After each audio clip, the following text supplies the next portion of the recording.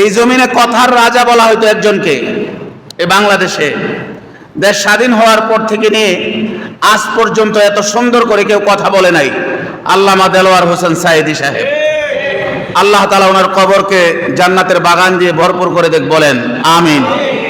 শুধু কথার কারণে, কি কথা বলতো? কোরআনের কথা বলতো। ওনার নাম হয়ে গেছিল কোরআনের পাখি। শুধু কথা বলার কারণে এই লোকটাকে নির্মমভাবে শাহাদাতের পথ বাছাইয়া দেওয়া হলো, নির্মম মৃত্যু দেওয়া হলো জেলখানার ভিতরে রেখে। অসংখ্য আলেমরা অপরাধ কি লাগাইছে? তার অপরাধ লাগাইছে রাজাকার। এই দেশের সবচেয়ে বড় যে শয়তান মানুষটা, এই শয়তান মানুষটাও বিশ্বাস করে না আল্লামা দেলোয়ার হোসেন সাঈদী সাহেব রাজাকার ছিলেন। যাদেরকে যেভাবে পারছে শুধু কথা বলার কারণে, যারা বয়স্ক হয়ে গেছে এদেরকে ট্যাগ লাগাইছে রাজাকার।